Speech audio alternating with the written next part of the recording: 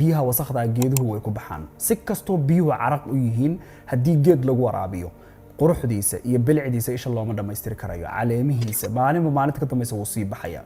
in ay biyahaas caraq yihiin geedka kama joojiyaan inuu maalinta ka dambaysa uu sii qurux badnaanayo tan ujeedada hadalka ugu dalay waxay tahay markasto oo nolosha tan aad damacdina wax noqotid ama aad damacdina wax baratid ama aad damacdina wax samaysid shaki kuma jiro dad badan oo waxa laga yaabaa xataa kuwa kugu sokeeya in ay ka garab kacaan oo kugu shitaan oo ay wax ka sheegan oo fikradaada yasaan oo go'aankaaga la yaabaan oo waxaan aad rabtiin aad samaysid oo dhanba ay ka dhigaan waxaan jirin inay ku fool xumeeyaan haddaba dhaga ha u dhigin mar adigu dantaada haday ku caddahay go'aanna aad leedahay qorshana ku socotid goolna aad tigsanaysid bini aadamku micnaheedu ma aha inay wax ka sheegeen goolkaaga inuu goolkaaga xun yahay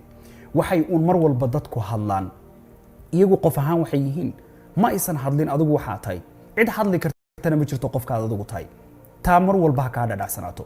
iyagu waxay aaminsan yihiin iyo waxay la tahay bay hadlayaan qalbigooda waxa ku jira Ilaahay subhanahu wa ta'ala baa laakiin in badan oo dadka midii kuma ogola in aad booskay joogaan booska sareeyay gaartid